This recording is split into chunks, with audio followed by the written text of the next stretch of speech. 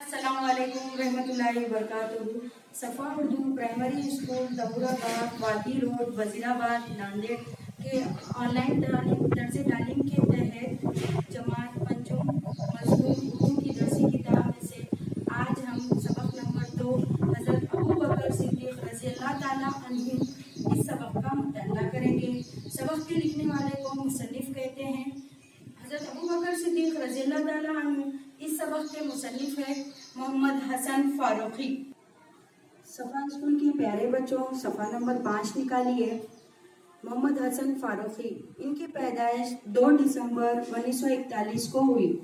محمد حسن فاروقی ایولا مہاراشٹر میں پیدا ہوئے۔ مالیگاؤں میں درس و تدریس کے فرائض انجام دینے کے بعد وہ بھیونڈی میں رہائش پذیر ہے۔ ان کے کئی تعلیمی مضامین مختلف رسائل میں شائع ہو چکے ہیں۔ اس سبق میں محمد حسن فاروقی نے حضرت ابوبکر صدیق رضی اللہ تعالیٰ عنہ کی زندگی کے بعض نہایت اہم پہلوؤں پر روشنی ڈالی ہے۔ حضرت ابوبکر صدیق رضی اللہ تعالیٰ عنہ مسلمانوں کے پہلے خلیفہ تھے۔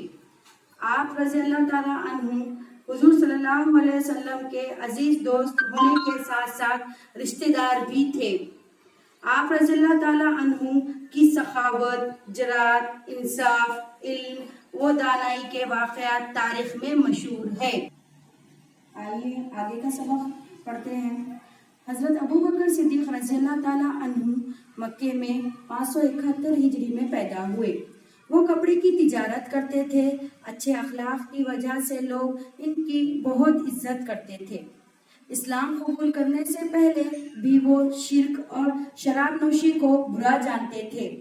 جب حضرت محمد صلی اللہ علیہ وسلم نے ان کے سامنے اسلام کی دعوت پیش کی تو انہوں نے اسے فوراً قبول کر لیا۔ اس کے بعد وہ تن من دھن سے دین کو پھیلانے میں لگ گئے۔ اس زمانے میں عرب میں غلامی کا رواج تھا۔ بہت سے غلام اسلام میں داخل ہو گئے تھے، اس لیے انہیں اپنے مالکوں کے ظلم کا سامنا کرنا پڑتا تھا۔ ان غلاموں میں حضرت بلال رضی اللہ تعالیٰ عنہ بھی شامل تھے۔ ایک دن حضرت ابوبکر صدیق رضی اللہ تعالیٰ عنہ دوپہر کے وقت راستے سے گزر رہے تھے۔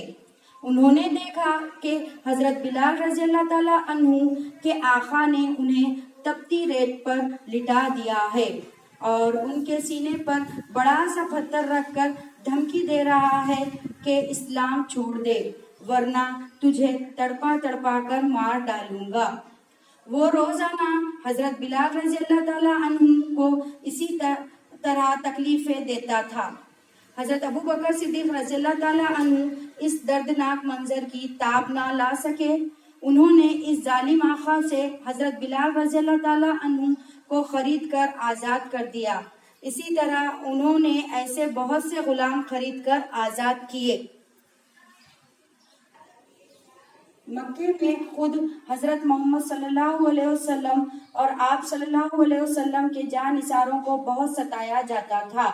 حضرت ابوبکر صدیق رضی اللہ تعالیٰ عنہ ہمیشہ اس بات کا خیال رکھتے تھے کہ حضور صلی اللہ علیہ وسلم کو کوئی تکلیف نہ پہنچنے پائے۔ جب کبھی ایسا کوئی واقعہ پیش آتا وہ فوراً موقع پر پہنچ جاتے اور آپ صلی اللہ علیہ وسلم کا ساتھ دیتے۔ ایک مرتبہ دشمنوں نے حضرت محمد صلی اللہ علیہ وسلم کو چاروں طرف سے گھیر لیا اور جسمانی تکلیف پہنچانے لگے۔ کسی میں ان کو روکنے کی ہمت نہ تھی، لیکن حضرت ابوبکر صدیق رضی اللہ تعالیٰ عنہ نے اپنی جان کی پرواہ نہ کی۔ وہ دشمنوں کے مجموعے میں گھس گئے اور حضور صلی اللہ علیہ وسلم کو ان کے درمیان سے نکال لائے۔ آج کے لیے اتنا کافی ہے، انشاءاللہ کل ملاقات ہوگی۔ آپ تمام سے گزارش ہے کہ اس ویڈیو کو لائک اور شیئر کریں اور صفا اسکول کے اس چینل کو سبسکرائب کریں۔ اللہ حافظ۔